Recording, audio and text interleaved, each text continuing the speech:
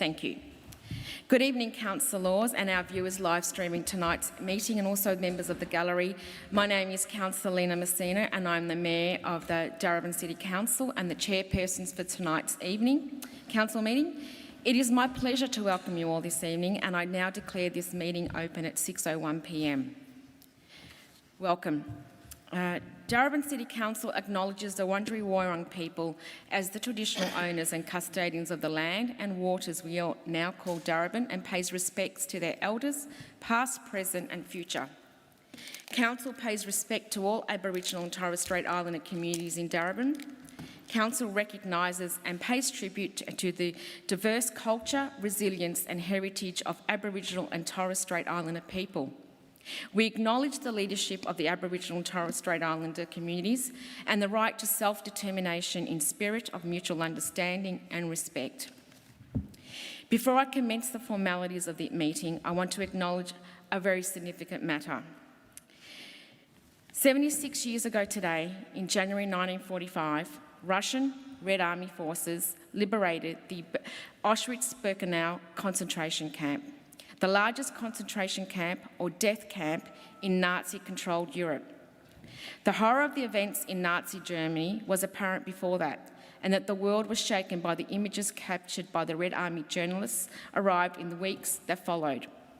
Grainy black and white pictures in newspapers and short black and white video clips of starving survivors and evidence of the mass murder that had taken place. Of piles of shoes, mounds of suitcases and pits where bodies were discarded. 6 million Jews died during the Holocaust alongside people with disabilities, gay men, Roma, religious minorities and political opponents. Millions of Russians, Poles and Serbians died too. Around 1 million children are thought to have been murdered. These events must never be forgotten. Since 2005, the United Nations have asked governments to commemorate this day. It's one way we ensure the truth of the events is known, to prevent events like these occurring anywhere else. So tonight, we stand for 1 minute's silence to commemorate the victims of the Holocaust, to pledge that we will not allow anything like this to occur again. As time has passed, the number of survivors continues to decline. By honouring the victims and the survivors tonight, we ensure that they will live in our collective memories, and we should carry forward the commitment that events like this must never be repeated. We shall remember them. Please rise for 1 minute's silence.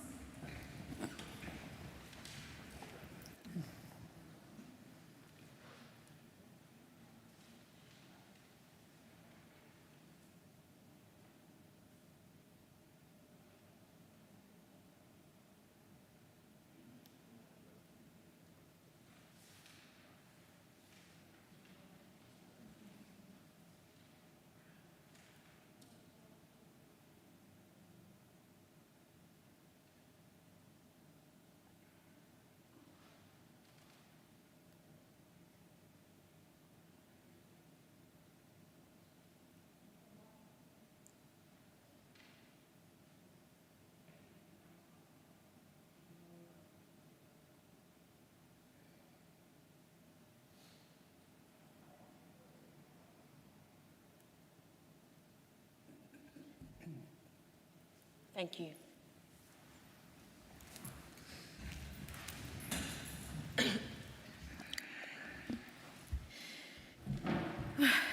The health and safety and wellbeing of the community has and always will be paramount consideration of Council.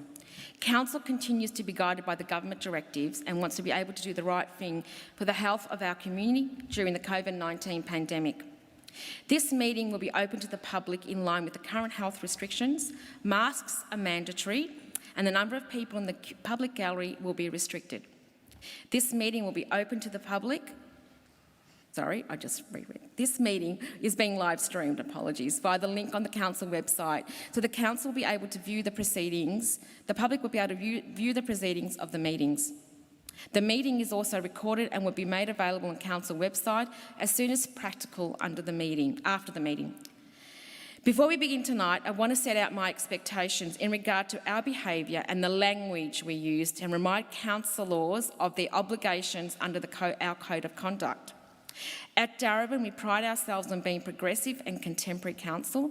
In the interest of demonstrating exemplary leadership, I have high expectations that we will be professional in our conduct and the language we use throughout the evening and respectful in our debate. Chamber is both a workplace and a public space, and we have an obligation to ensure that our working environment and public forums are safe for everyone, both emotionally as well as physically. I want to be clear, I will not tolerate any form of personal acrimony or insult, grandstanding or yelling, nor will I put up with talking over the top of one another or anything that is unreasonable or impolite language or interjections.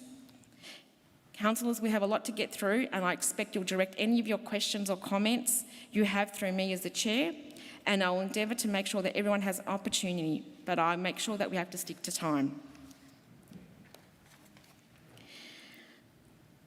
Item number 2, a statement I'd like to make. A month ago, I opened the last council meeting of 2020 by saying that we would continue to work for the release of the men who have been detained at the Mantra Bell for over a year. As you know, 46 of these men have now been released, and many of them given temporary accommodation in Darebin. It's been too long. In many cases, 8 years too long, but their release is welcome. However, 14 more men are in detention tonight. There is no logic to this situation.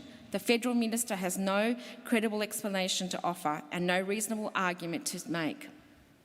This shameful episode drags into 2021.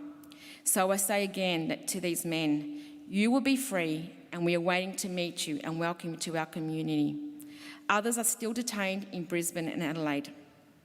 I want to pay tribute to the Darebin residents who have led this campaign and continue to support the men. They present the best of Australian values, and we will do what we can do to support them. I know my fellow councillors are united in this. Councillor Greco and Rennie, in particular, have worked well with the community groups and agencies over several years. Many people around the organisation have worked tirelessly for more than a year to help these men.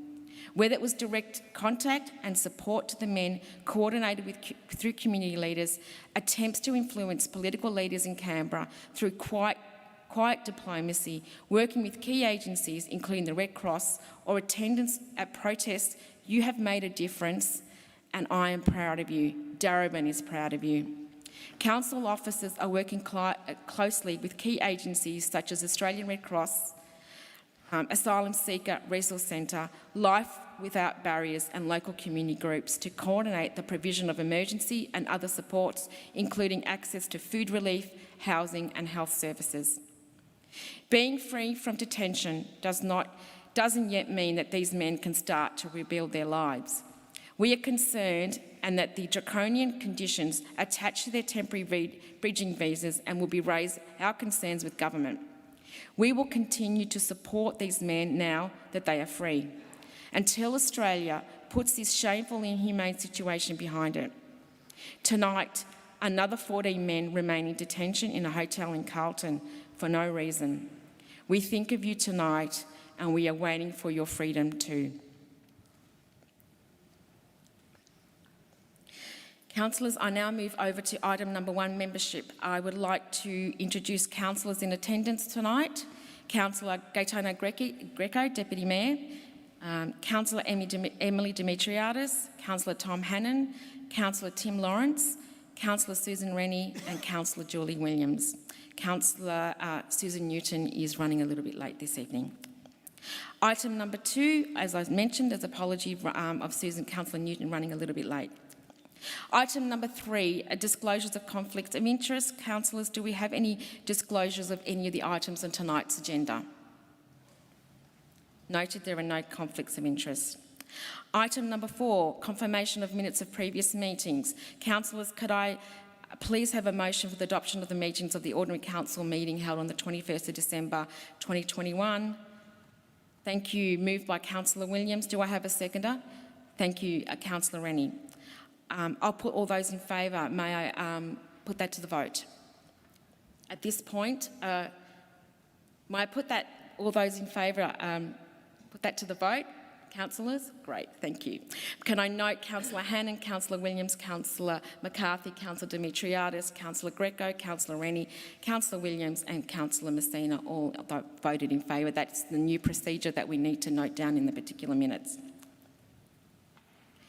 Public question time. Councillors will now move to public question time.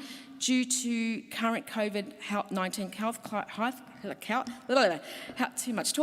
crisis and associated requirements, we have public question times being asked from the gallery this evening, and there's also been lodged online, and I will read them out.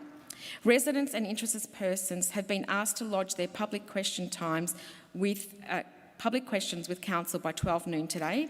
These questions have been circulated to officers for a response.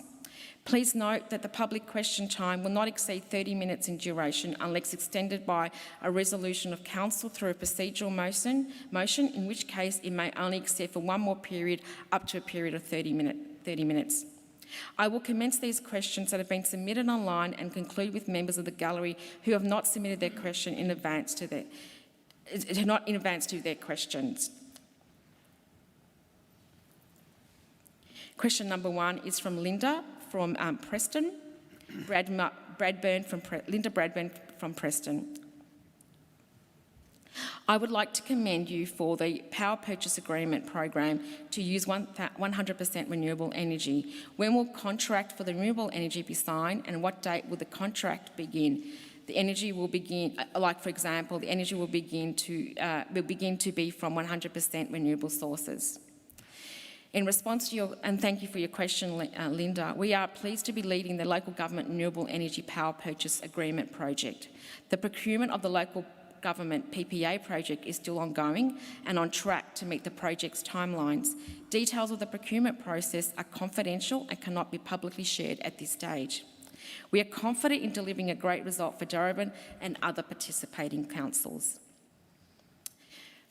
Do we have Serena O'Malley in the gallery? Serena, I welcome you to the lectern to read your questions.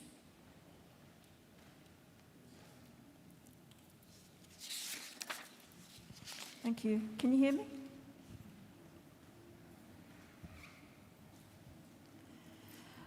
There are large piles of leaf under trees, fallen branches and items of hard rubbish are starting to be dumped in the front of the yard of the former Dole Avenue kindergarten. The neglect places the building and grounds at risk of vandalism. Can the site be incorporated into the garden maintenance schedule of the Keon Park Children's Centre across the road? Thank you for your question, Serena, and welcome to the gallery this year. A team will attempt to undertake some general maintenance of the area and we will report as soon as possible. When Darebin Council meetings were held on Zoom due to COVID-19, it was possible to see the faces of councillors, the motions and amendments they were debating, and public questions could be asked from home. Can these features be made available to the public again so that meetings can be fully accessible to residents who wish to participate in meetings from their homes? And I'd also like to add, it's impossible to see the motions and amendments from the back of this hall. So if that could be addressed as well, that would be great. Back of the hall, whilst like this evening, when they're up. Okay. Yeah. Noted. Thank you. Thank you. And as you know, councillors continue looking at ways to making these meetings accessible to residents. And I'm very pleased that tonight we have been able to have the public back, obviously, in person, and council we have also added new camera angles. We have a camera in the centre at the moment, so that you can see the councillors that are speaking at any particular time. Unfortunately, we are not providing for questions to be asked from home. However, we are still providing the option for questions to be lodged by 12 noon and to be read out by myself. I encourage you to utilise this at all time if you're not able to attend the meeting. Thank you, Serena. Question number 4 is from Peter Gonis from Reservoir. Peter, would you... Oh, sorry, there's a third question. Apologies, Peter.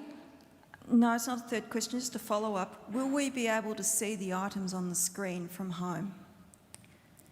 Can I take that on notice, or do we have an answer to that in terms? No, take that on notice. Thank you, Serena. Now, can I ask Peter Gonis from Reservoir to approach the lectern?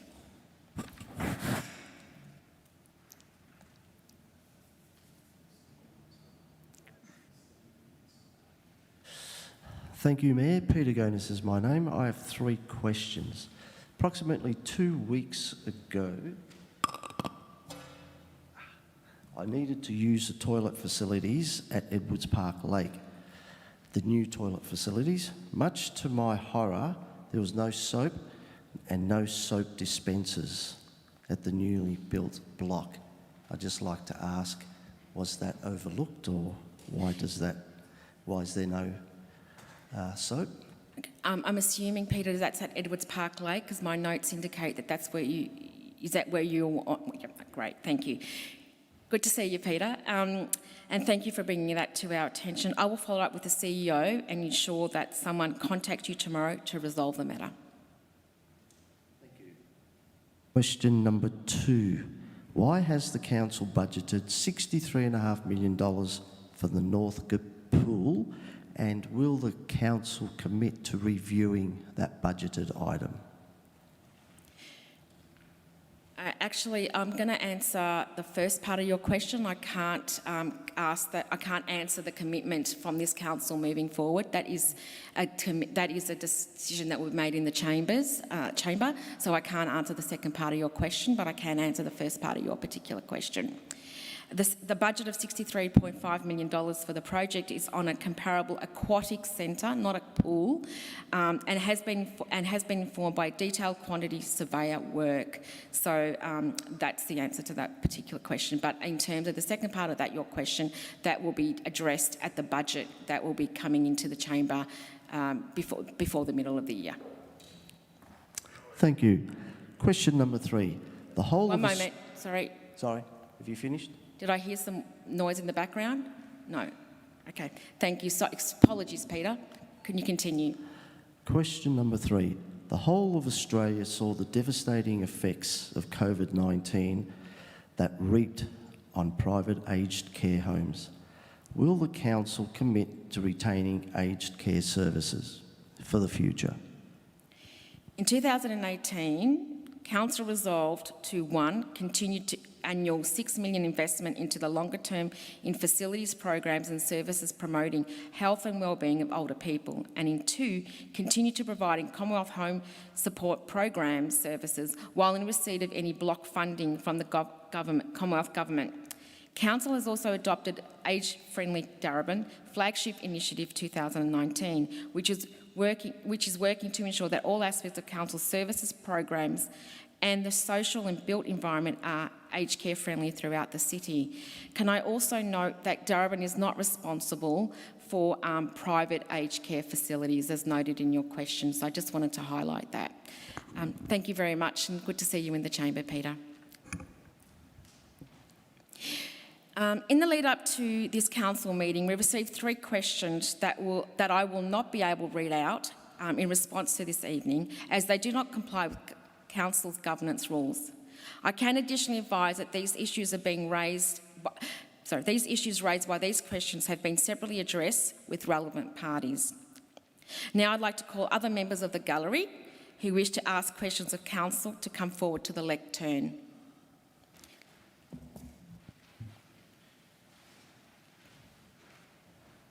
May I ask that you give us your name and what suburb you're from, please? And thank you. Thank you. I can take this on. Okay, my name's Agape Pashos, and it's 3072 Northcote. My question, Mayor Messina, is directed to you and through you to the council. Are you going to take any action on the statements that were made publicly in the chamber on the 21st of December 2020 by a councillor? Just one moment, please. Sorry, can you please disclose your name once again, please, because I need to refer to a particular act in the governance local law at the particular time. So could you please declare your name again, because I missed that? Agape, A-G-A-P-I, PASHOS. Welcome. I need to stop you there for a particular moment. I need to address the governance rules. If you just bear with me a moment.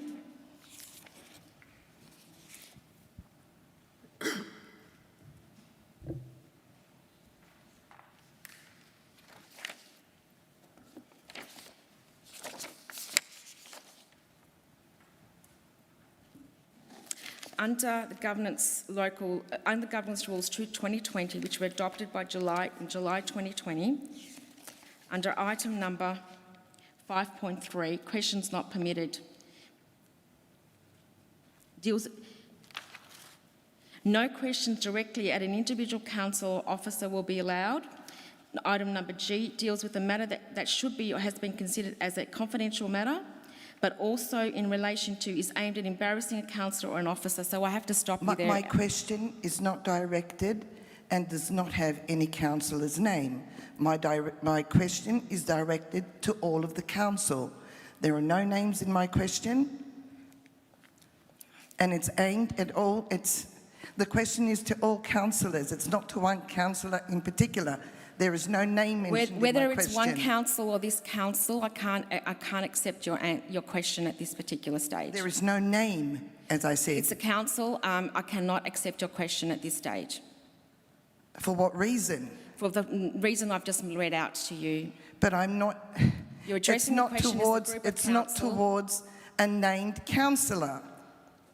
Can we take your question on notice and reply to you privately, please? Thank you.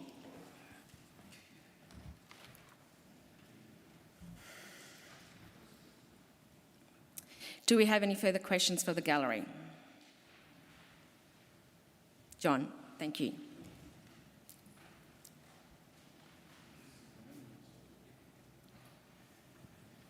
John Nugent, Derby Drive, Epping, Victoria. And congratulations to you, Mayor, because I know you're Mayor of this city. It's a great cost to you personally, so it's a good job you're doing. Mayor Messina, could you please advise why was this administration customer service area were closed over the Christmas period, the 29th, the 30th and 31st of December? The council switchboard staff advised that they were working at home, but no one rang me back when requested to do so. Thank you for your question, John. Can I direct that question over to an officer through you? Jodie? Ms Watson? I'm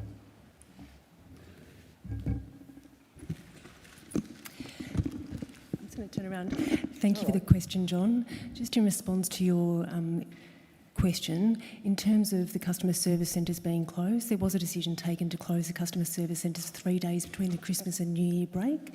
That was largely due to staffing pressures and having enough staff to work in staff bubbles in accordance with our COVID requirements, but also conscious to give the staff a break after what's been a particularly challenging year, particularly in the customer service area.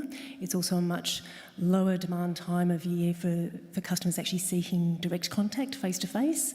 During that time, we did have our customer call centre maintaining service levels so that the community could access the services they needed. I'm very disappointed to hear that your call wasn't responded to, and I'll happily follow that up and come back to you offline. Thank you. What about next year, Ms Watson? Will the customer service ever be closed, and will the public be told about it? That's question 2. And I'll forget that question then. I think we should strike that question, and that's like waving a magic wand to determine what the COVID No, it's just a follow-up question. We'll follow up with another question. All Thank right, you, we'll Mr. follow up with the Nugent. next question. Okay, Mayor Messina, could you please advise if last year's council paid the Darebin Falcons funding for the 2020 year, and what was the total payments paid by the Darebin Falcons to its players and its administration for the season 2019? Thank you, Mr. Nugent. I actually don't know the answer to that question, but I'm going to take that question on notice. Thank you. That is fine. Okay, the last question, Mayor Messina. Could council cancel the council meeting on the 5th of the 10th, 20? Mayor Messina, could you please advise why my rights are unimpeded when council cancel a meeting? Why can't I carry over my 3 questions to the next council meeting. Sorry, can you start your question again? Because I didn't hear the first part of your question. Just one moment, Mr Nugent. I didn't hear the first part of your question. Council cancelled the council meeting on the 5th of October 20.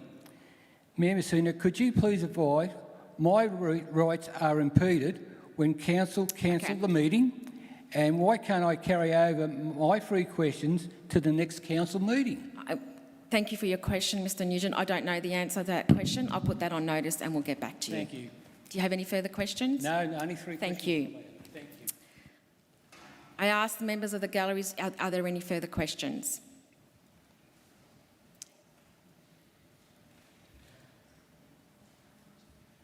Thank you. Would you please approach the lectern?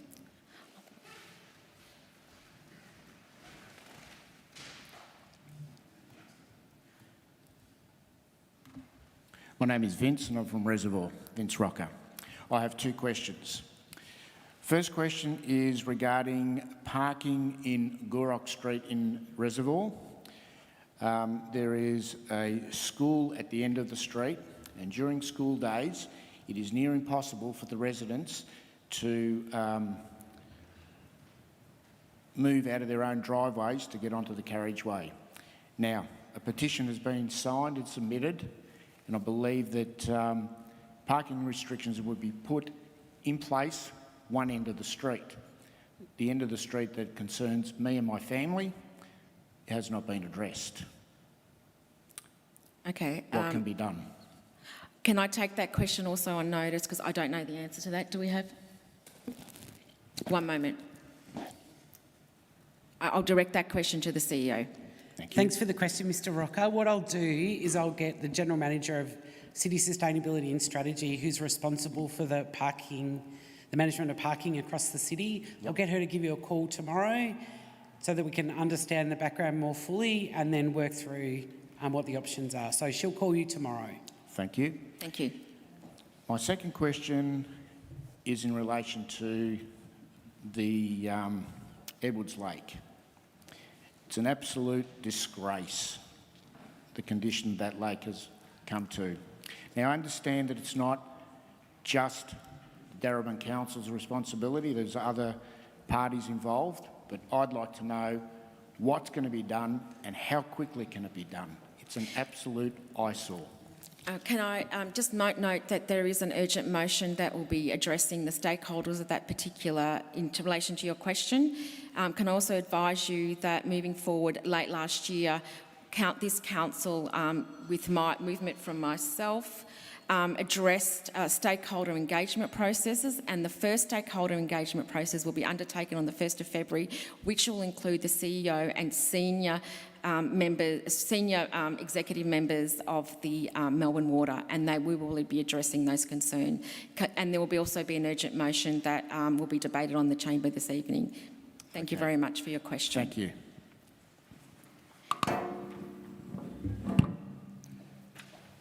Do we have any further questions? Would you please approach the lectern? Please state your name and your suburb.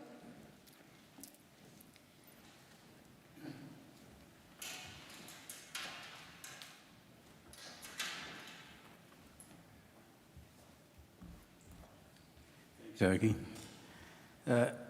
Madam Mayor. So may I ask if you could state your name and your Yes, suburb, I will. please? Yes, I will. Thank I was you. just about to congratulate you on becoming mayor, but that's now no longer relevant. My name is Brian Sanigan.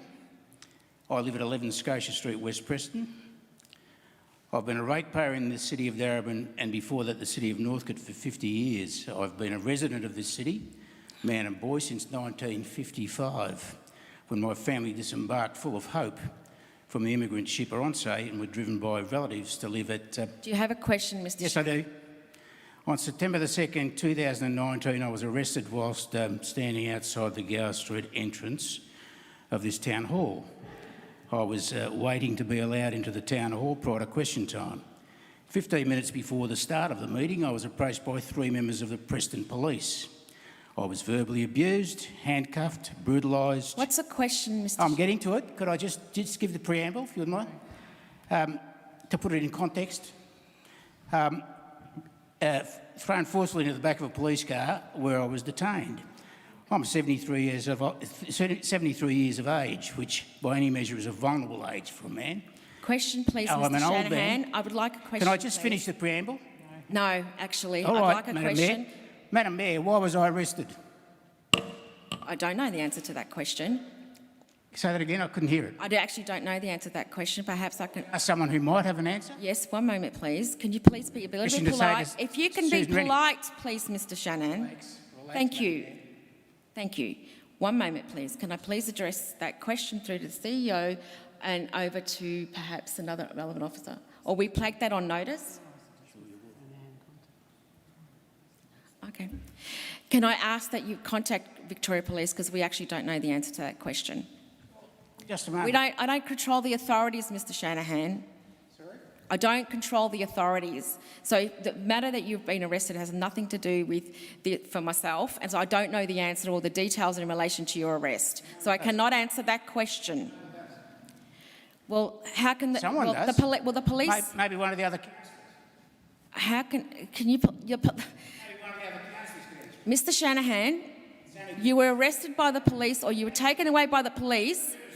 Pronounce my name properly. Do you have another question? Yes, that's the last question. Yes, thank you. Thank you. Okay, thank you very much. Very illuminating. Do we have any further questions from the chamber, from the gallery? No further questions? Thank you. Thank you for the members who have attended this evening. We will continue. Item number 6, petitions. Councillors, I understand there are 2 petitions to be tabled this evening. Petition number 1, Councillor Lawrence. Yes, Mayor Messina, I wish to present a petition signed by approximately 81 people regarding a community garden that has been developed during 2020 by community members at Dal Glen Park Reservoir. It reads, "We, the undersigned, hereby petition Darebin Council to preserve the community garden at Dal Glen Park and to incorporate the garden into any planned upgrades." Thank you, Mayor. I take that's moved by you, Councillor Lawrence. Yes. Do we have a second of it? Councillor Rennie. All those in favour? That motion is carried. Petition number 2, Councillor McCarthy, I believe you might have a petition. Thank you, Mayor. Mayor Messina, I wish to present an online petition signed by approximately 101 persons regarding the available shade in Turner Reserve on Smith and Harold Streets in Thornbury. I move that the petition signed by this number, 181 persons, stating Turner Reserve on Smith and Harold Streets in Thornbury is a highly frequented park by the local community. Currently there is no shade installed at all to protect the little ones. Darebin Council states that trees have been planted and they provide adequate shade.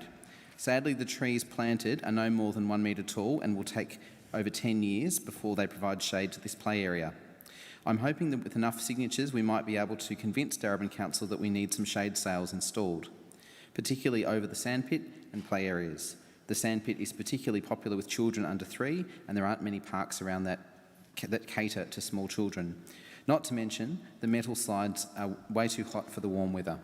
Currently, the park is empty anytime the temperature is above 25 degrees. It would be lovely to see the park used on warmer days, and I move that this be received and referred to the Chief Executive Officer for action. Thank you. I take you're moving that, Councillor McCarthy. Do I have a seconder? Councillor Greco. Mayor Messina, could I just ask a point of clarification just before I second it to make sure that we accept the petition? I heard Councillor McCarthy saying that it was an electronic petition, and I'm just wondering what the status of that is in relation to our new governance rules, whether it's acceptable or not in the form, in the electronic form that we have. Thank you, Councillor Greco. Can I put that question over to the CEO? One moment.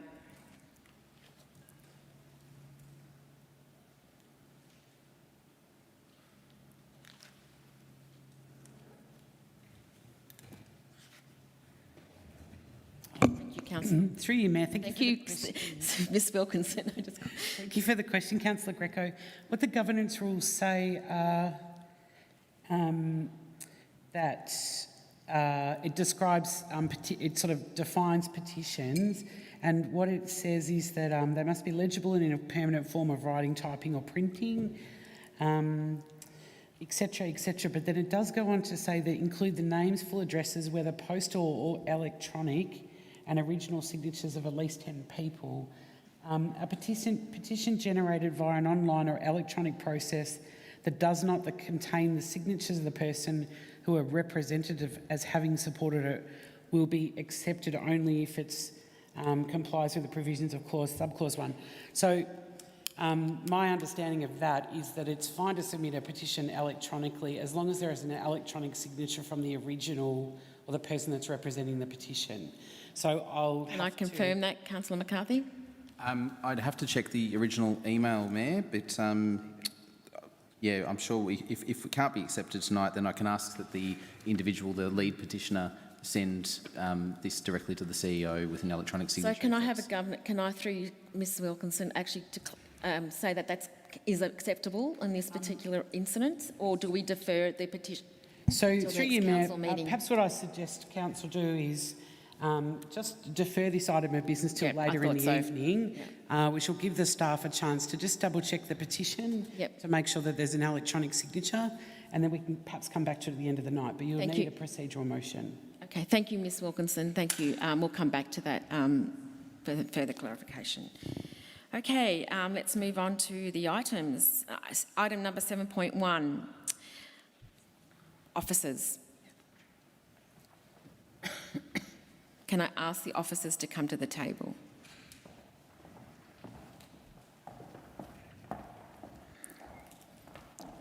So, councillors, we have item number 7.1, which is intention to declare a special rate charge scheme, Solar Saver Residential Batch 6.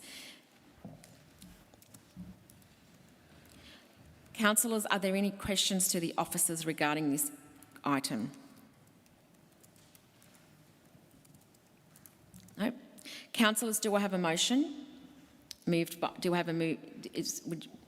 by Councillor McCarthy. Do I have a seconder to that motion? Moved by Councillor Lawrence. Are you moving the officer's recommendation? Thank you. Councillor McCarthy, would you like to speak to the item? Thank you, Mayor. It's always great to put forward one of these items. As councillors would be aware, the Solar Saver program requires council to undertake a public notification process regarding a special charge scheme every time we have what we describe as a batch of Solar Saver households, or in some cases Solar Saver businesses, that have come together under this innovative and in fact groundbreaking and nation-leading scheme to not only reduce the electricity consumption from the fossil fuel emitting sources to their properties, but also save money for their homes, and also do a fantastic thing on behalf of the environment in general. In relation to this particular batch, we have 61 households that have signed up as part of Solar Saver.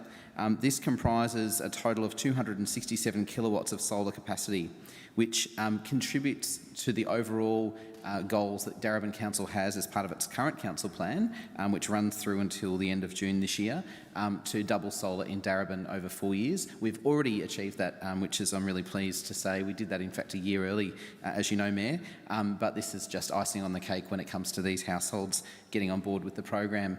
I would also just state that the benefits to these particular households being part of this batch of Solar Saver means that they will have a period of 10 years to make those repayments should this be successful through this proper process, and of course 10 years to make those repayments in line with the savings that they make on their power bills. So it's a cost-effective outcome for them. It does enormous benefits to their households in terms of energy costs, and of course helps us as a city reduce emissions overall. I'll leave it there, Mayor, other than just to say a big thank you to our officers who do an enormous amount of work to make this scheme work, and of course the organisations involved in the delivery, and a congratulations to those households for signing up as Solar Saver households. Thank you, Councillor McCarthy. Councillor Lawrence, would you like to speak to as a seconder? Yes, Mayor Messina, just briefly. Councillor McCarthy has covered the report quite well, And obviously this has been a long-term project of the City of Darebin, and we've already met our targets as has been outlined, but of course the challenge for us as a community is continue to move towards renewable energy, and our residents certainly are putting their hands up, and it's very pleasing that we can pass these motions, and they often come to this chamber and increase the renewable capacity across the city. Thank you, Councillor Lawrence. Are there any further speakers to the item? Councillors, as there's no further debate, I'll put this to the vote. All those in favour? That item is carried unanimously. The next report we have to consider this evening is item 7.2, approach to engagement on the community vision, council plan, financial plan and asset plan.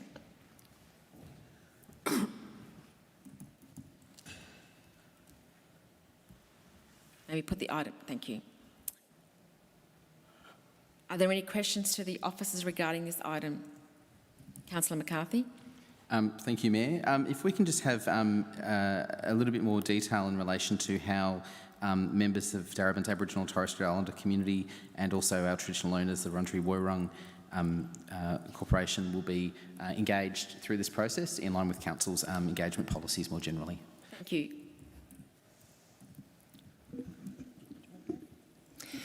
Thank you for the question, Councillor. In terms of our approach to engagement, I can share with you that we have prepared communication now with the Wurundjeri Wurrung Council. We have been liaising with elders on staff to support us with that approach, and based on the guidance we've received, we're proposing to have an initial meeting and then a more formal meeting as part of our engagement approach. There is also additional elements throughout the broader engagement program, but that's the targeted approach for that particular element. Thank you, Ms Watson. Are there any further questions, councillors? As there are no further questions, we'll now move to debate. Councillors, I remind you that once the debate has started, there's no further questions to the officers. Do I have a motion? Moved by Councillor. Are we moving the officers? Move the officers' recommendation. Do we have a seconder? Councillor Rennie. Second by Councillor Rennie. Councillor McCarthy, would you like to speak to the item? Thank you, Mayor, and thank you also to our officer for the response to my question, which I make, given that, of course, this is a piece of work around how we are going to engage around a number of pieces of work that are before this council in coming years. They include, of course, the community vision, the financial plan, the asset plan, the council plan, and, of course, financial plans going forward. The deliberative community engagement process, which will help shape the community vision for 2041 and, of course, the council plan and the municipal public health and wellbeing plan, is really an opportunity to do our very best job we possibly can in terms of engaging with our community in all its diversity and all its variation. It is absolutely essential that our community is given the opportunity to be involved not just in the traditional means through which we would engage around such policies and strategies, but also in what's described as the deliberative process, which the Local Government Act specifically requires us to do. I say that because we want to not only do this well, but do it the best way possible, because that will give us the best outcome in terms of ensuring that our community not only has their say, but also feels a sense of real ownership of the plans that will come from this community engagement process.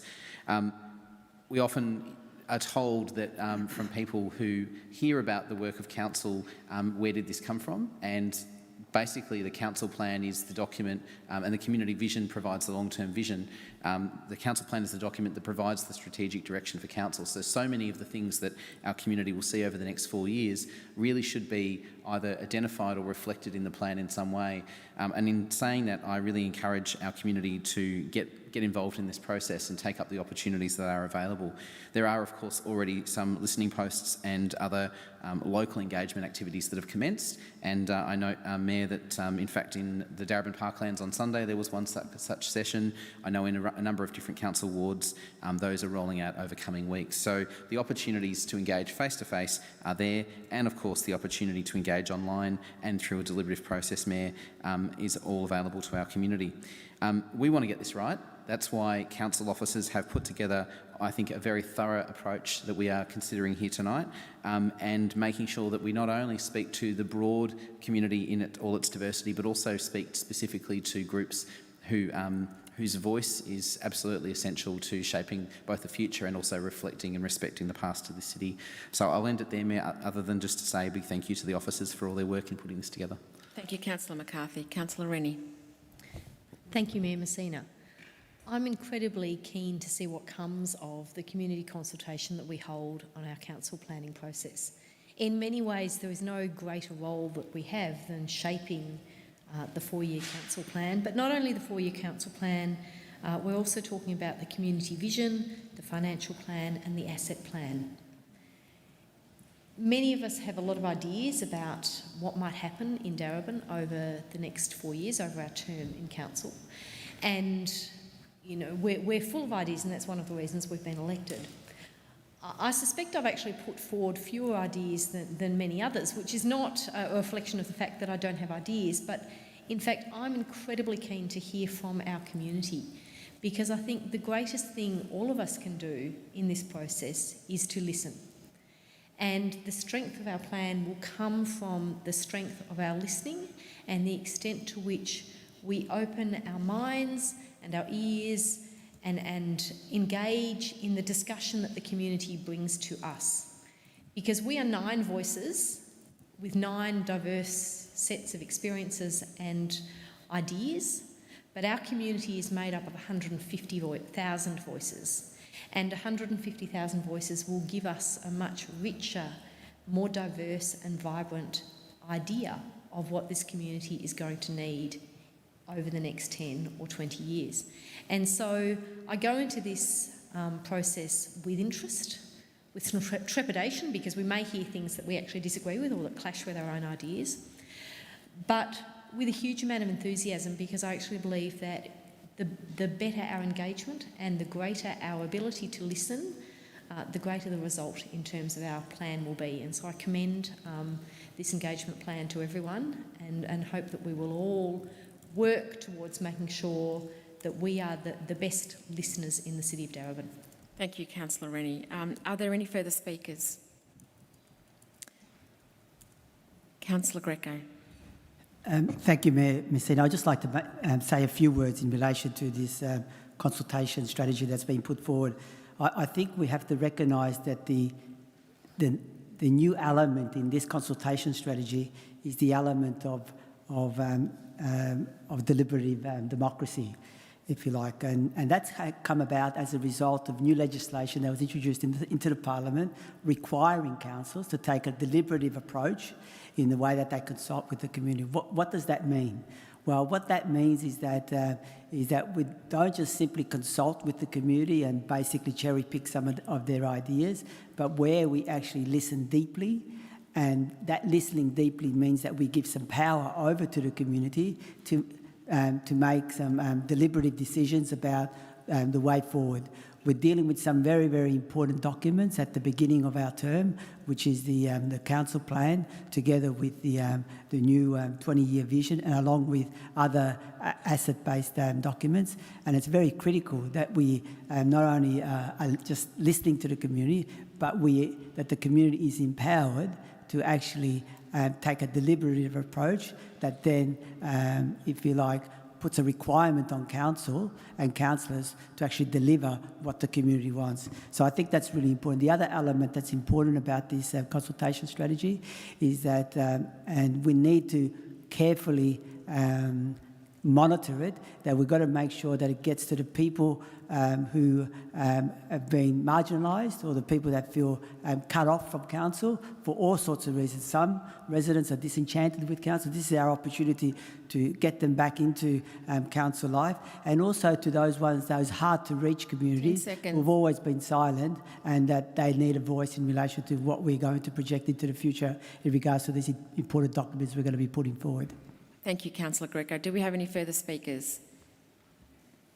Councillors, as there are no further debate, I'll put that item to the vote. All those in favour? That item is unanimously carried. Councillors, the next report we have to consider this evening is item number 7.3, Councillor Code of Conduct 2021. I'm going to ask that all questions be directed to the CEO regarding this item.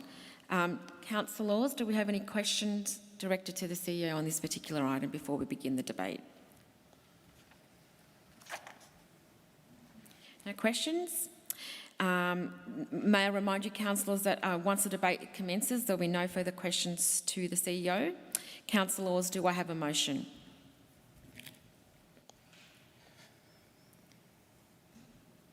Councillor Rennie, you're moving. I'll move the motion as recommended that Council adopts the Councillor Code of Conduct as per Attachment A. Thank you. You're seconding, Councillor Newton? Thank you. Would you like to speak to the motion, Councillor Rennie? Certainly. I think all of us as councillors are familiar with the Code of Conduct, and some members of our community may also be familiar with the concept of a Code of Conduct. But perhaps for those who are less familiar, this is a guiding document that sets out our expectations in relation to how we will conduct ourselves as councillors to ensure that council business is smooth and respectful, and that the highest levels of governance apply to our council. And I think that's exactly what our community expects of us.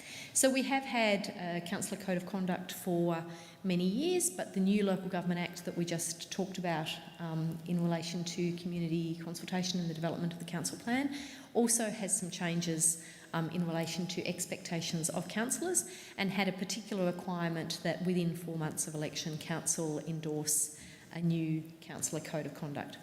So I'm really delighted with the level of discussion and input and feedback that has gone into this document. I particularly commend my colleague Councillor Hannan, who I think was especially diligent as a new councillor in paying careful attention to the detail. But ultimately, a code of conduct is as good and as powerful as our willingness to live within its spirit and to treat each other with respect, and to treat this chamber and our community with the respect that I think we all expect and that our community deserves. So I was really pleased to see the very fine level of detail and the polishing and finishing that had gone into this document. I think it is actually in many ways a much stronger document than before, and I particularly like the emphasis in terms of our role as councillors on supporting the Mayor. That's a new thing in the Local Government Act, which is much clearer than it has been in the past, and I think it's a very good point that's worth making. So, as I said, all councillors are familiar with the document. I commend it to you, and I hope that the community members who are interested in the operation of council actually take the time to read it, because it sets out what you can expect of us. And I encourage everyone to hold us all accountable to this. Thank you. Thank you, Councillor Rennie. Councillor Newton, would you like to speak to the motion? Yes, thank you, Mayor Messina. So this is a document that a lot of work has gone into, and I do think it strengthens from where we were before. I really agree with Councillor Rennie that I think the process of getting us here was really good. We spent a lot of time on values and code of conduct in our induction week last year, and there's a couple of things that I'd particularly like to highlight that I think is very important with the new code that we're hopefully signing off on tonight, is that it includes things like takes positive action to eliminate discrimination, sexual harassment and victimisation in accordance with the Equal Opportunity Act. So what I really like about the code that we are debating tonight is that it doesn't just talk about that you don't want to perform bad behaviour, but also that you want to take positive steps to increase the positive behaviour that we have. I really agree with Councillor Rennie that we as leaders of our community have a really important role in setting the standard for behaviour, and I think that this code, while it is lengthy and agree that it's worth reading, that I think this is going to really set a very good path for us for the next 4 years, and it makes it absolutely clear what is acceptable and what isn't acceptable, so I commend this. And I would also like to particularly thank Sue Wilkinson and also Tony Gaylard particularly for their work on this document. Thanks. Thank you, Councillor Newton. Do we have any further speakers? Councillor McCarthy.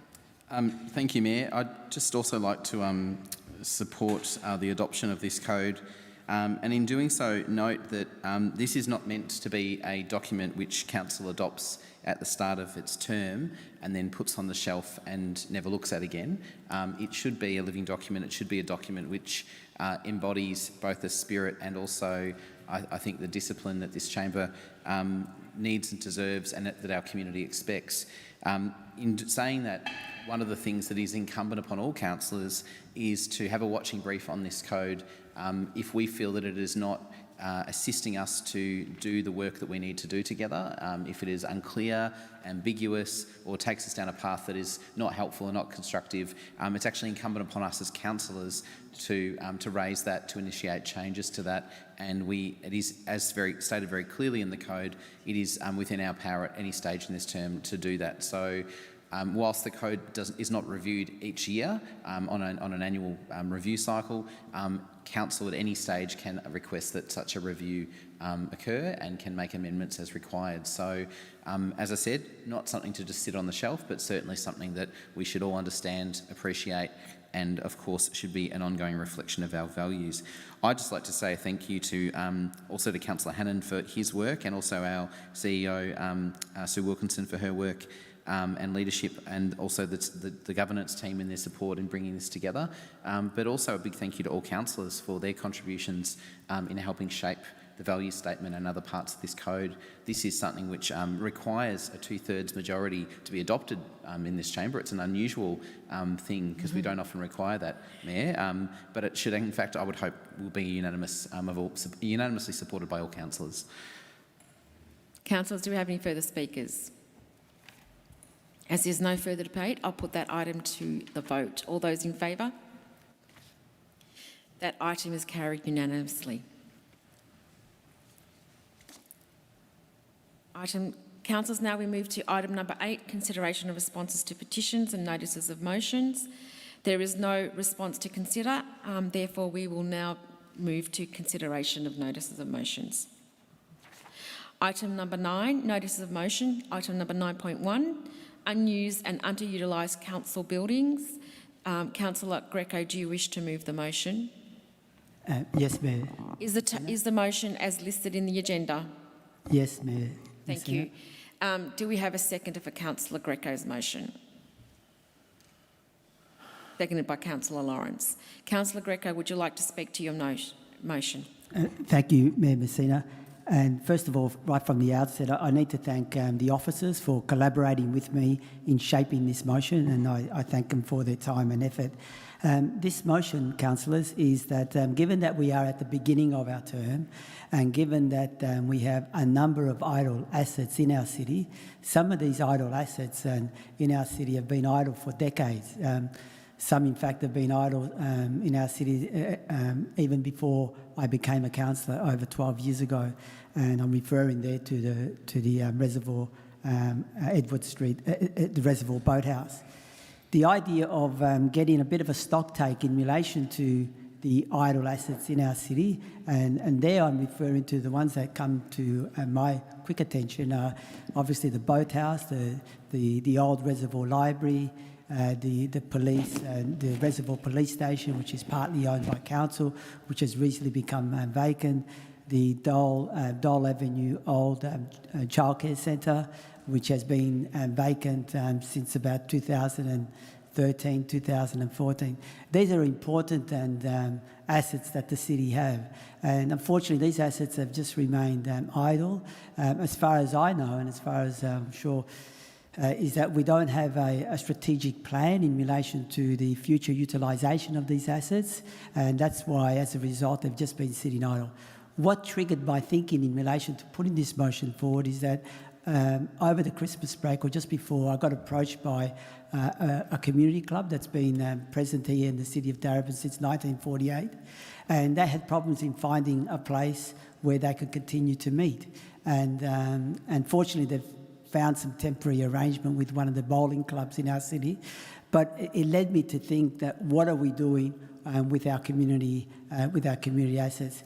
Also, just finally, I'd like to say is that given that we are at the beginning of the term, given that we are looking at the 4-year council plan, and also very importantly, given that we are looking at the 20-year vision statement, it's important that we get a report coming back to us so that then we can be informed about what our city is going to look like in the next 4 years or into the next 20 years, taking into account these assets that the council has.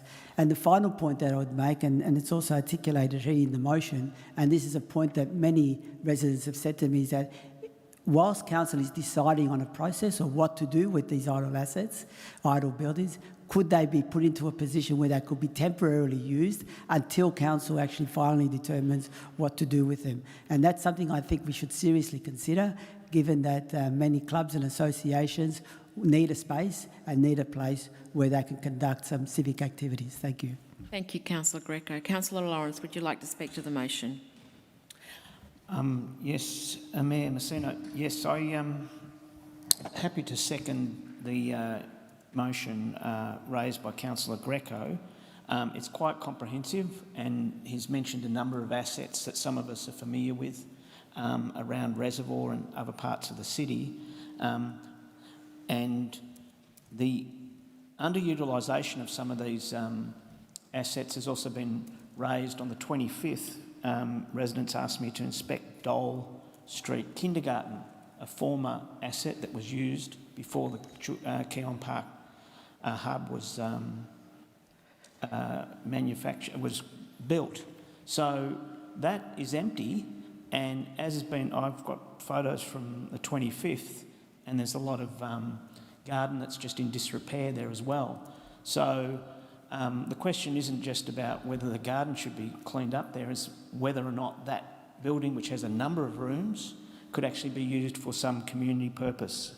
And I believe there was one submission from Price some time ago, but it's disappeared. So a lot of these issues, there's very multiple ones, I'm sure there's some in Thornbury and other places, have sort of fallen by the way, but it's our responsibility to make sure that those assets are utilised for community benefit, because otherwise they are sitting there and there's basically being wasted, both in monetary terms and also community benefit terms. So hopefully we can catch up with some of these and partner up with community groups so that we can get them used.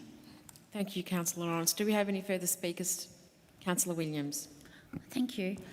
I too also very much look forward to seeing the report. When I first came on council 9 years ago, we did get such a report, and we had a marvellous update of what was happening, for instance, whether it was the police station or the RSL, which now we have 3K&N there. With other assets that we have, we were given, or should I say we were told that certain things were going to happen to those assets. I have not seen the process, what's happened from there. I feel like there's been some sort of change or shift. Obviously, it'd be nice to see where we're at on particular places, such as the kindergarten down at Dole Reserve there. And some other, I'm sure some other assets are a bit more complicated because of asbestos and some other issues, but it'd be nice to see what we're doing rather than it just staying there, going even further stale by nothing happening to it. Where I feel that we can actually utilise some of these buildings and facilities, whether it's short-term or long-term, and see what we can do to best utilise our assets that we have that are not obviously been accommodating for supporting our community. Thank you, Councillor Williams. Do we have any further speakers? Councillor McCarthy. Thanks, Mayor. I'm really pleased to support this. I think it's consistent with the general focus that Council has in terms of thinking about its asset management strategy, its long-term community vision, and of course continuing to ensure that we are using council resources and council buildings in this case to deliver the best benefit for the community, and those and the needs of our community do change over time. I just draw to council's attention a building which is referred to in Councillor Greco's, not in the motion but in the rationale that councillors and the public would have seen, which is the Carnegie building, which is part of the Northcote Arts precinct there at Northcote Town Hall. It has services that are currently in place there to do with playgroups, maternal and child health facilities and other facilities.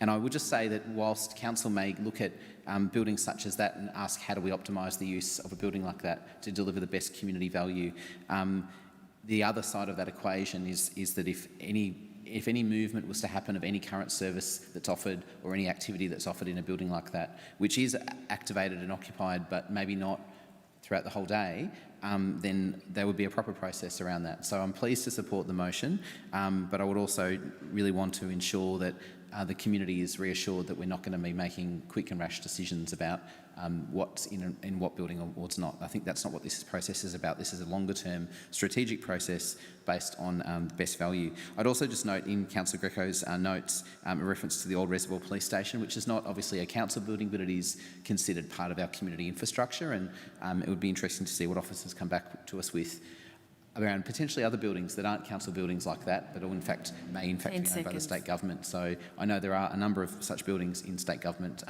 ownership, which would be really great to have for community access. Thank you, Councillor McCarthy. Do we have any further speakers?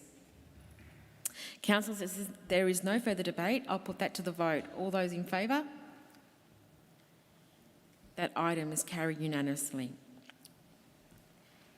Item 9.2, leisure-centred redevelopments in Darebin. Councillor Lawrence, do you wish to move your motion? Yes, Mayor Messina. Can I just confirm, before you go ahead, can I just confirm that is the motion you're moving, Councillor Lawrence? Yes, I'm moving the motion on the screen. Great. Do we have a seconder? That's seconded by Councillor Williams. Councillor Lawrence, would you like to speak to the motion? And you have 3 minutes. Yes, Mayor Messina, I won't need 3 minutes. This is an information gathering motion. Obviously, it will go in, dovetail in with other council policies and council processes as we go through the plans that were outlined before about planning for the city for the next 4 years, next 10 years, etc. But this is just to seek some clarity on where the sector is going. Some of those things, projects here may be comparable. There may be some other projects that officers bring to our attention that are more comparable. But, you know, we should scan this, the solutions that are going on with aquatic centres across the sector. And, of course, I believe we should do it in a public way so that we're sharing information, showing the community. We're looking at what's possible, what's been done elsewhere, what we can do here, and that these decisions are made through a very careful, evidence-based process. Thank you, Councillor Lawrence. Councillor Williams, would you like to speak to the motion? Yes, thank you. Logistically, planning, building or renovating a public pool is no cheap venture, including the design, community consultation, which are all works that need to take place prior to the actual building and the process behind that. In most cases, these things take many months and sometimes years. Just like any product or service, it's a no-brainer that even when 93% of customers compare prices before purchasing a product or service to ensure that they're getting best price on the market before comparing pricing, which helps people to find out if they've got the best deal on the same product or find something similar at a better price. Of course, we cannot fully compare pools as they are slightly different, including the contractors that build it, but also reflecting on the different building materials, rating performance and efficiency. Ongoing maintenance and various ongoing costs will vary. But in saying that, it is important for our community who would like to see how this council makes such decisions. Councillors also need to continue listening to our community, ensuring that the community feels they have been heard, that our process in getting the best value and best results for this city. Thank you, Councillor Williams. Do we have any further speakers? Councillor Hannan. Thank you, Mayor Messina. I'm happy to support this notion on the basis of ensuring due diligence and best value for Darebin Council and our ratepayers. I have some reservations in a motion like this, basically instructing council officers how to do their job, in that I have no doubt that as we would expect the council staff to be doing this kind of price comparison as part of the procurement process. However, and I also share concerns about why those particular centres were named. There's no rationale given. I'm pleased to hear from my discussion with Councillor Lawrence that, as it says there in the top line, that it's looking at this. It's looking at the scale and the cost of other facilities. So in doing so, you would imagine it would take in the different types of features of those facilities and to be able to compare on an apples basis. I'm also pleased that it says that the comparison is not limited to the ones mentioned there, and There may be other examples, perhaps from further afield, that could be compared. I think it's really important to remember that based on community consultation, there are some important features that we would want to make sure we're comparing like for like. Remembering this is not only a pool, it's a health and wellbeing centre, for example, with hydrotherapy facilities. It's got appropriate access for people with disabilities. And importantly, 10 seconds. We'll have Green Star sustainability, energy. And it's important to look at the whole life cycle cost, and that not just the build, but the reduced running cost of having cheaper energy prices into the future. Before I ask for other speakers, I just want to note, Councillor Hannan, you actually supporting this motion. Yes, that's what I said. Yep, okay, just wanted to make sure. Okay, do we have any further? Councillor Rennie. Thank you. I'm rising to speak against this motion. I think it requires our staff to spend completely unnecessary time chasing information, much of which has already been given to us, and none of which is actually going to help us in an ultimate decision of whether to award a tender or not for the redevelopment of the Northcote Aquatic Centre. A pool is not something you walk into Target and buy off a shelf with a price tag attached, unless you're after a plastic inflatable. We're not after a plastic inflatable, and looking at the price of other aquatic facilities which have been built in the last few years is not actually going to be helpful. And if people are interested, you can Google most of these and get a price by Googling and looking in an article. Interestingly, if you Google and look in articles, you also come up with other interesting facts, like the fact that the City of Greater Bendigo is seeking to review the Guri Wanyara Wellbeing Centre's energy efficiency after spending $245,000 more on utilities than expected in its first year of operation. So that's $250,000 spent over and above what they expected on electricity. Imagine if they built a facility that underspent $250,000. That would result in a $5 million saving over 10 years. So, as I said, Google any of these, you'll come up with a price, you'll also come up with the year it was built. The fact is, when we're looking at how to cost a centre, we go through a process of quantity surveying, which is where someone looks at the volume of materials, the complexity of work, the type of construction, and based on numerous features in which they have expertise, they give a cost estimate, which is used to develop an indicative 10 seconds.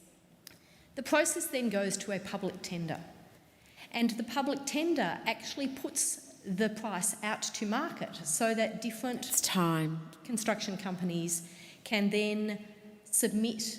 And we would all be delighted if a quote. It's time, Councillor Rennie. Thank you. Do we have any further speakers? Councillor McCarthy. Mayor, I've circulated just a very small amendment to all councillors' EMT and governance, which was simply... Noted, received. Yep, which was simply to replace the word swimming pools with aquatic centres. So I'd like to propose that amendment, and then if... Is that acceptable to the mover and the seconder? Yes, acceptable. Thank you. And I'd like to speak to the motion, if that's okay. And thank you, Councillor Lawrence, and I'm not sure who was seconding it. Councillor Williams. Thank you for accepting that.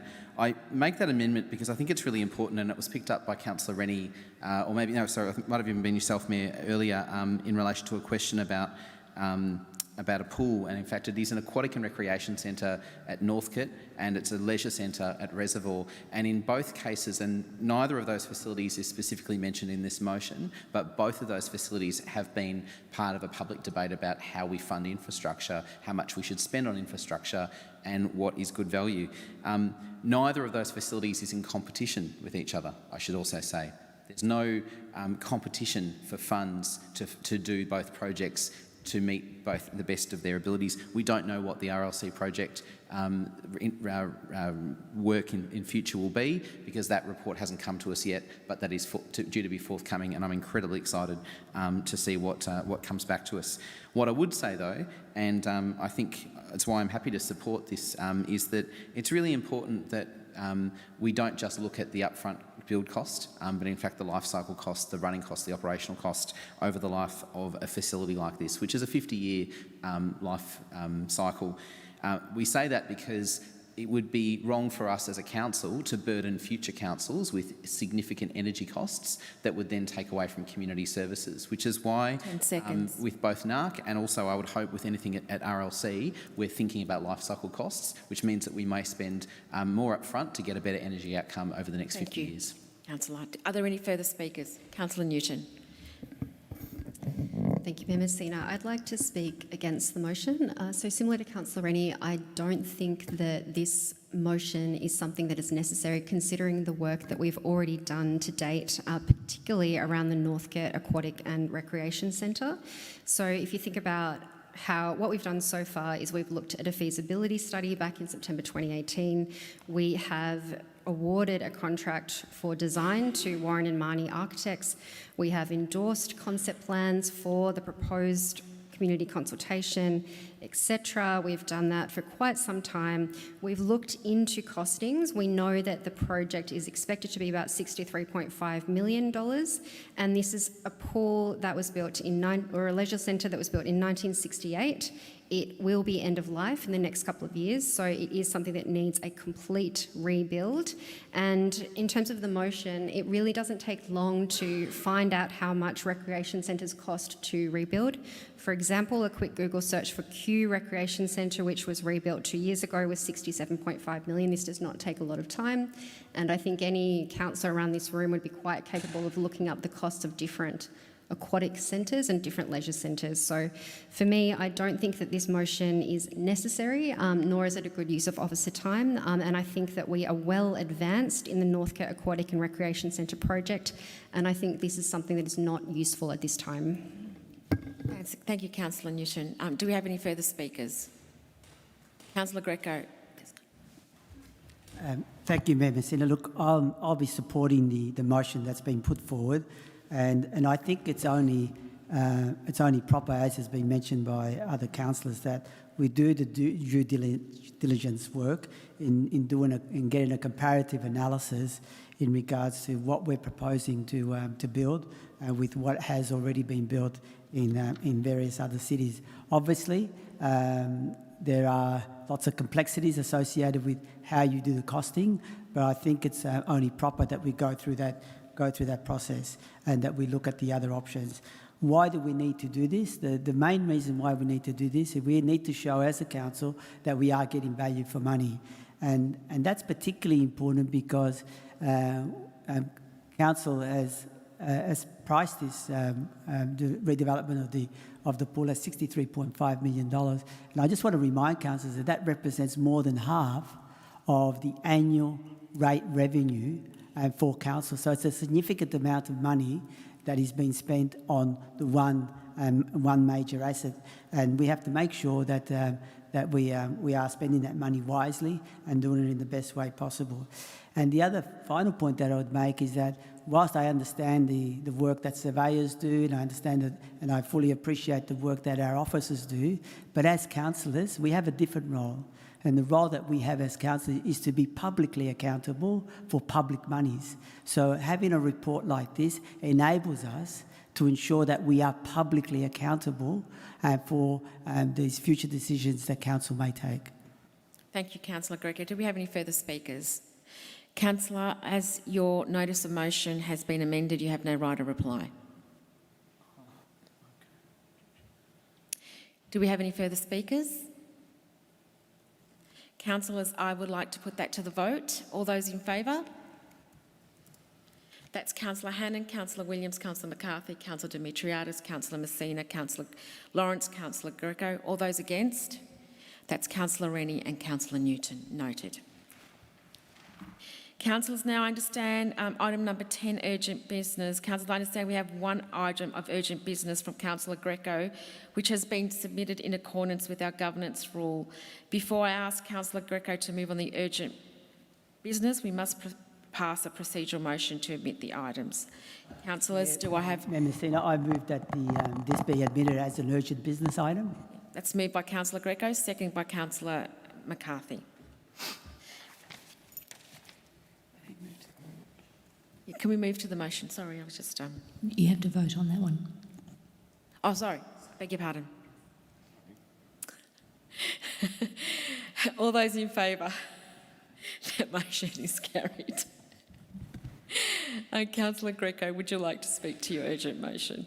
And thank you, Mayor Messina, and thank you, councillors, for allowing this. The motion. Yes, sorry. Can we agree that that is your motion, Councillor Greco? Yes, it is, Mayor Messina. And that is moved by Councillor Greco and seconded by Councillor Lawrence.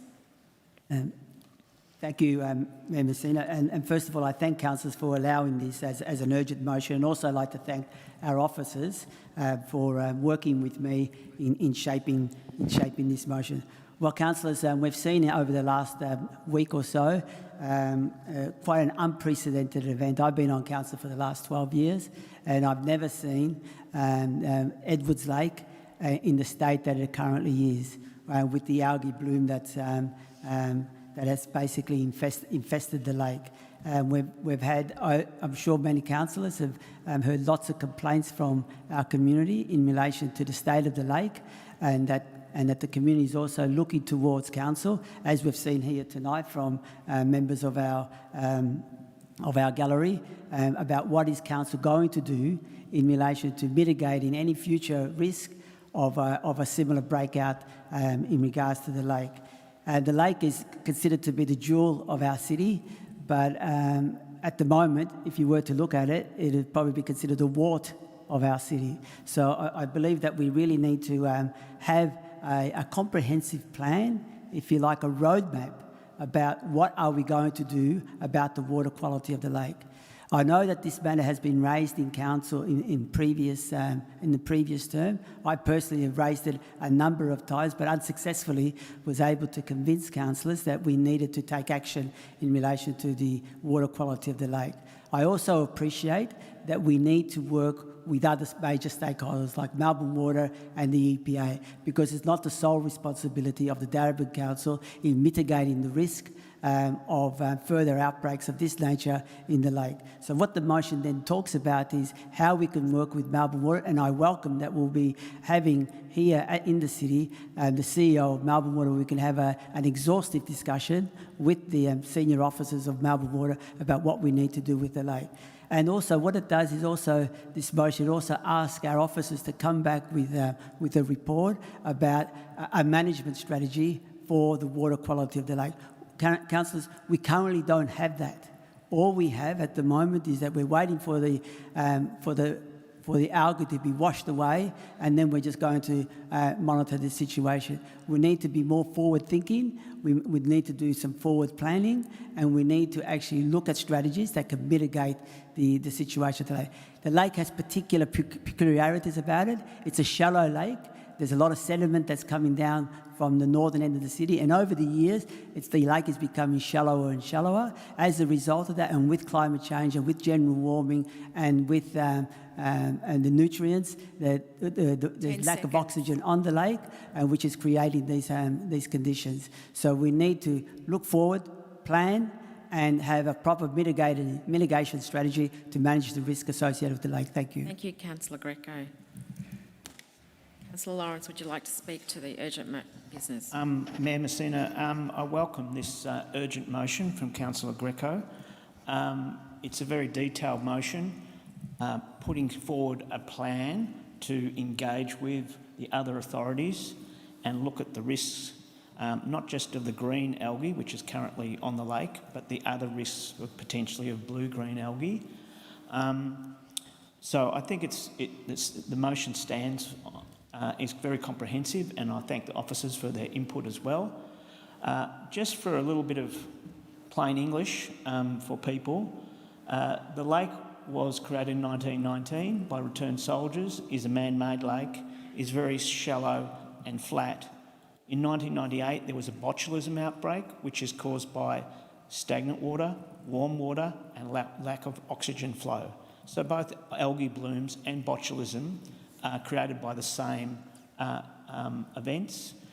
In 2001, we dug up the lake, put a variation in the depths so that there was different currents, and there was some piping also done in terms of water movement to create oxygenisation.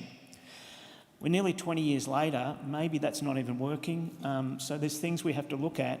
And of course, since then, we've had 20 years of development and sediment coming downstream. We've undertaken 2 wetland developments with Melbourne Water above the lake previously. I remember the first one failed, then we did a second lot for sediment control, and I remember officials told me that that's really not adequate. It needs to be 10 times larger because of the huge area north of us where all the runoff's coming from. So we're managing a problem which belongs to the whole northern suburbs, and the lake 10 actually seconds. protecting Edgars Creek and protecting Mary Creek from a lot of this sediment pollution. So there's big problems there. There are regional problems, and we need to start working on it. Thank you, Councillor Lawrence. Do we have any further speakers? Councillor McCarthy. Thanks, Mayor. I've just circulated an amendment to all councillors and to the executive management team, which is simply to insert some words. Can we reset the clock, please? Thank you. Thank you, Councillor McCarthy. So I'll read out those words, Mayor, just in case councillors haven't seen them. It would be in point 4, after the word profile, to add the words, including current and future climate change related risks. Can we have that motion amendment on the screen, please? So is that item number 5? So, sorry, no, it's an addition to point 4, existing point 4, after the word profile, which appears in the 3rd line of on screen. So profile to include climate. So after the word profile, I would say that would add the words including current and future climate change related risks. We'll just get that amendment on the screen. Thank you, Councillor McCarthy.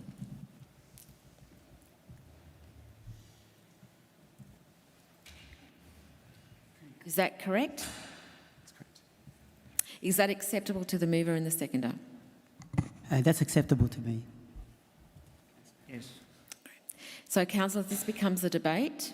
The item that we will be debating, Councillor McCarthy, would you like to speak to your I would, amendment? thank you. And I thank Councillor Greco for his initiative and also our officers for their support in putting this forward for us tonight, given obviously what's currently taking place. And for anyone that's been to Edwards Lake and seen it with your own eyes, I mean, or seen a photo online, it is distressing. It's not permanent, and all the scientific and expert advice says that these things come and go, but it's a sign of the sort of environmental hazards and biological breakdowns that we can expect to see more of. We've seen these in Mary Creek.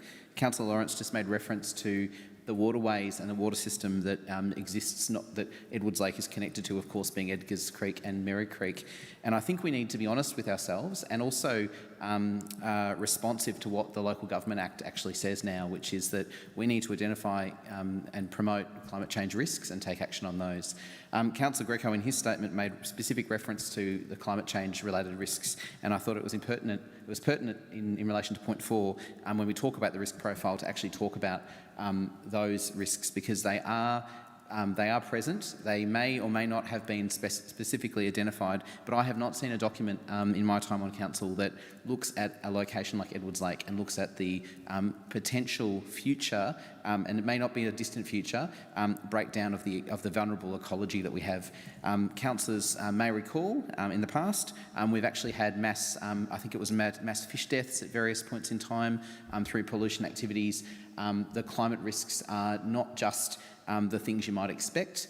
So obviously flood is a significant thing that can push a whole lot of, and heavy rainfalls can push huge amounts of toxics into a water system like this, but there are other climate related risks as well. If we aren't having that as part of our consideration, then we're not doing our duty by the Local Government Act. So thank you for accepting the amendment. Thank you, Councillor McCarthy. Do we have any further speakers? As there is no further debate, I'd like to put that item to the vote. All those in favour? That item is carried unanimously. I'd just like to say a few words. Edwards Lake, and I just want to echo and thank Councillor Greco for bringing this into the chamber. And Edwards Lake is iconic and integral component of our municipality.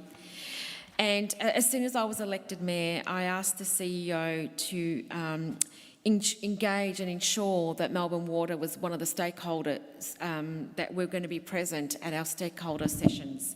It's quite timely, Monday evening, we do have senior executives from Melbourne Water that will be speaking to council in relation to and hearing our concerns into relation to Edwards Park Lake. Edwards Park Lake is second to Albert Park Lake. The solution, I'm assuming, is not going to be overnight, but I can assure that it is up front and centre of this council as we're discussing this evening. So I'd like to thank the member in the chamber and the gallery who brought that also in discussion, and also the staff who are working behind the scenes to address the issues that are currently in play.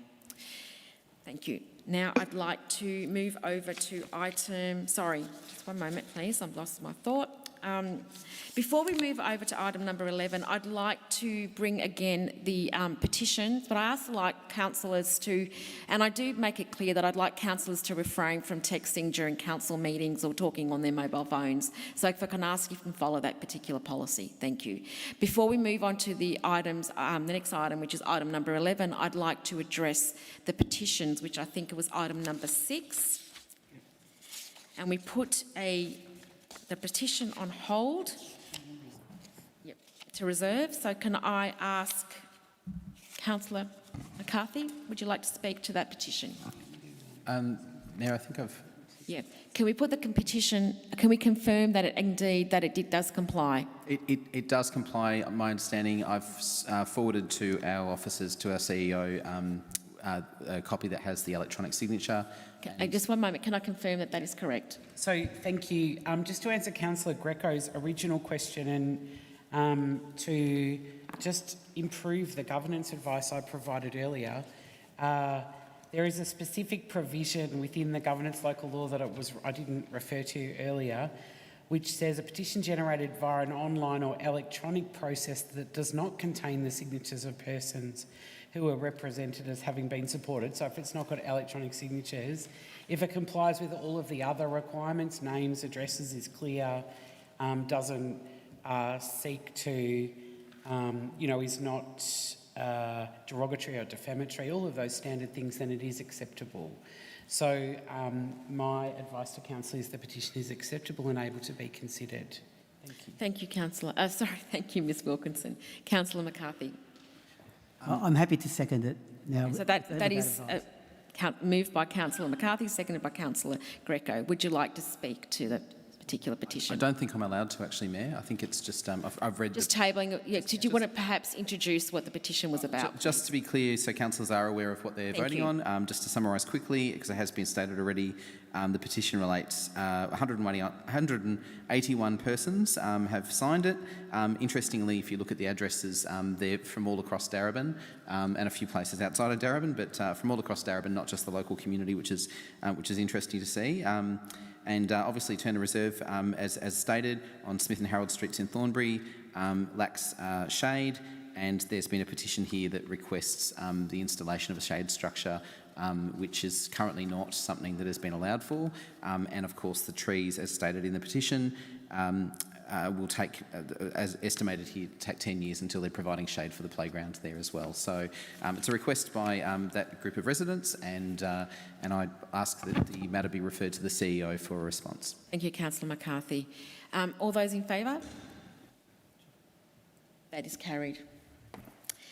Now I'd like to move over to item 11, reports of standing committees. There are no reports of standing committees to consider, and we'll now move on to the summary of advisory committees, item number 12. Summary advisory committees, councillor briefing and other informal meetings of councillors. Councillors, do I have a mover of the recommendation? Moved by Councillor Rennie, seconded by Councillor Greco. Would you like to speak to the... Can I put that straight to the vote then, councillors? All those in favour? That motion is carried. Item number 13, reports by Mayor and Councillors. Councillor, is there a mover of the recommendation? Moved by Councillor McCarthy. Do I have a second? Councillor Lawrence, did you want to... Second. You don't have to stand.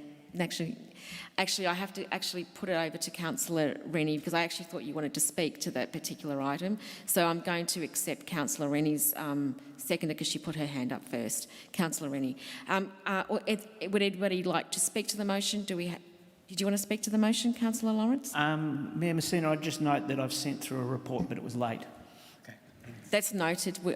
Can you submit that on the next council meeting, perhaps? Please note that to the officers. Thank you.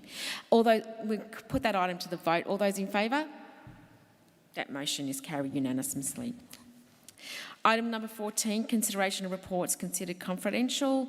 There is nothing, no confidential reports to be submitted this evening. Can I just thank the officers, members of the gallery, members listening live stream, and my fellow councillors on tonight's meeting, and I look forward to the next meeting.